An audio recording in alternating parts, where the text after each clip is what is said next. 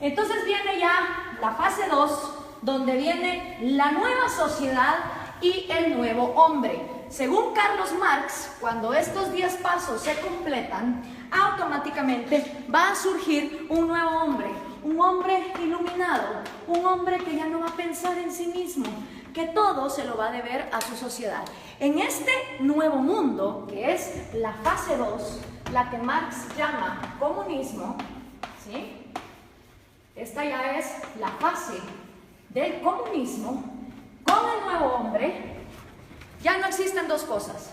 No existe el Estado, es decir, se abolió el gobierno, ni tampoco existe el dinero, ni tampoco existe la propiedad privada.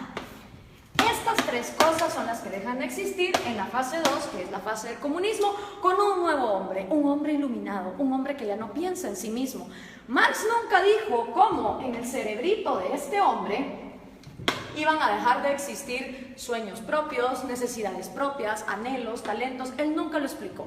Para él, de manera mágica, después de que la fase 1 fuera completada, se pasaba automáticamente a la fase 2, donde este hombre nuevo iba a trabajar a la par de hombres más mediocres y menos talentosos, pero siempre recibiendo lo mismo. ¿Y cómo iba a funcionar la distribución de productos? Bueno, pues iba a haber un gran almacén, y en este almacén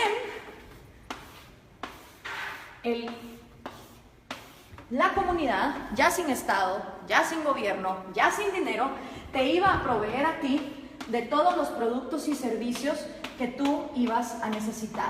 Entonces todas las personas, no importa sus talentos, iban a llegar a intercambiar. Si por ejemplo producían yesos, pues un yeso por 1 kilo de arroz.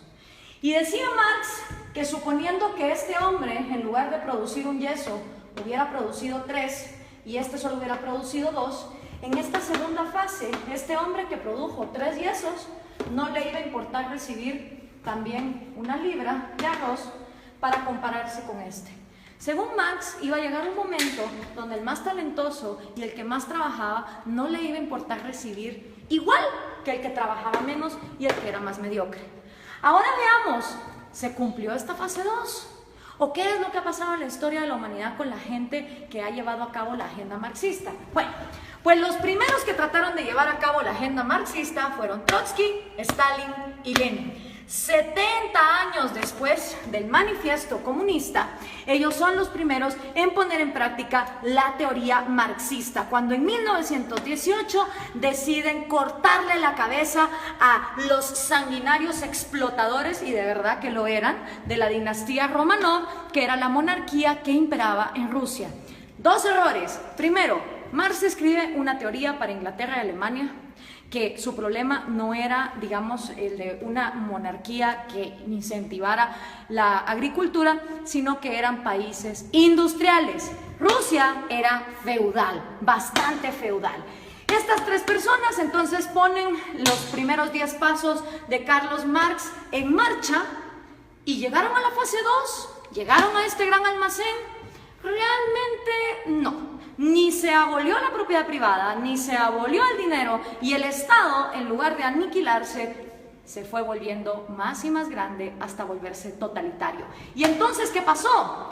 En toda Unión Soviética se desplegaron los gulags. Cada uno de esos puntitos rojos que ustedes ven ahí son los gulags, los campos forzados de trabajo. Claro, desgraciadamente en esa época no había Twitter, no había Facebook, no había Instagram, entonces era muy difícil tener récords de las atrocidades y las violaciones a los derechos humanos que se daban en estos campos de concentración en condiciones de temperatura bastante salvajes y teniendo a la gente hasta lo último en el punto de inanición. Y para darles un ejemplo concreto, aquí hay una foto del Gulag de Ucrania, que era una parte fundamental para el sustento económico del Imperio Soviético, ya que producía 80% del carbón, 85% del hierro y el 70% de los metales. ¿No les suena familiar Venezuela? A ustedes que con el petróleo los tienen similar así.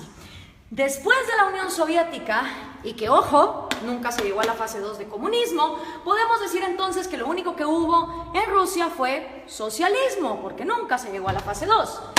El siguiente sanguinario que quiso poner a prueba el comunismo fue Mao Zedong en China. En 1948 entra el Ejército Rojo y Mao hace su propio experimento con 2 atrocidades que aniquilaron a más de 60 millones de personas, que fueron el Gran Salto Adelante y la Revolución Cultural, que básicamente era una manera de implementar los 10 pasos del Manifiesto Comunista y que llevaron al peor genocidio que la humanidad jamás ha visto. Y por supuesto, esta idea se trae a casa, y los primeros en traer la casa en su propia versión de Trotsky, Stalin y Lenin son el Che Guevara, Fidel Castro y Camilo Cienfuegos. Cosa interesante, Camilo Cienfuegos y Trotsky, siendo los intelectuales más moderados de este movimiento, fueron asesinados, este por Stalin y Camilo por Fidel Castro. Hasta en eso se parecen estos modelos, donde tenemos sanguinarios que traicionan a sus propios amigos cuando no se vuelven tan crueles y dictadores como ellos. Ahora veamos la línea. Entra Fidel Castro a Cuba y obviamente Fidel Castro sigue influyendo en la región.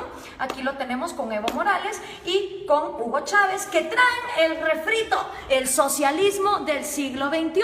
La misma idea, los mismos 10 pasos, la misma utopía, llegar al gran almacén donde hasta el talentoso iba a renunciar por el mediocre. Y esto se sigue pasando. Aquí está Hugo Chávez con Kirchner, Néstor Kirchner y con Lula da Silva. Y por supuesto sus nuevos reciclados, Dilma Rousseff, que acaba de ser destituida, Mujica, Cristina Kirchner con Hugo Chávez. Si podemos ver, la línea es directa, las ideas son las mismas, es la misma receta y el resultado es el mismo. Entonces, ¿por qué los millennials insisten en ser socialistas? No me cabe la menor duda que es porque no conocen su historia, no tienen idea de lo que significa el socialismo, ni tampoco tienen idea de que el comunismo llega hasta una fase 2 que nunca antes se ha dado. Veamos algunos resultados por acá. Tenemos la cantidad de muertos que el comunismo ha producido. En la Unión Soviética 20 millones, en China 65 millones, en Vietnam 1 millón. En Corea del Norte se calcula, porque obviamente no se sabe, 2 millones, en Camboya otros 2, en Europa del Este 1 millón, en Latinoamérica 150.000, en África 1.7, en Afganistán 1.5, para llegar a 94.3 millones, según los datos estadísticos de los mismos gobiernos. ¿Y quiénes han intentado el proyecto comunista? Nada más y nada menos que la mitad del territorio del mundo. Entre los países que han intentado el proyecto comunista están la Unión Soviética, Ucrania, Bielorrusia, Azerbaiyán, Georgia, Turkmenistán, Uzbekistán, Armenia, Kazajistán, Kirguistán, Letonia, Lituania, Moldovia, Estonia, China, Vietnam, Laos, Alemania Oriental, obviamente. Está también Hungría, Checoslovaquia, Rumania, Yugoslavia, Albania, Bulgaria, Corea del Norte, Cuba, Camboya, Etiopía, Angola, Mozambique, Nicaragua, Afganistán y por supuesto Venezuela, si tomamos en cuenta lo que se ha llevado a cabo. ¿Cuáles son tus probabilidades de toparte con el comunismo? Son increíbles. Imagínate que vos podés tener antepasados de Hungría o antepasados de Cuba y vivir en Guatemala y te vas a haber topado con el comunismo. Las probabilidades de que un ser humano se haya topado con el comunismo, una historia comunista, son de 1 en 2.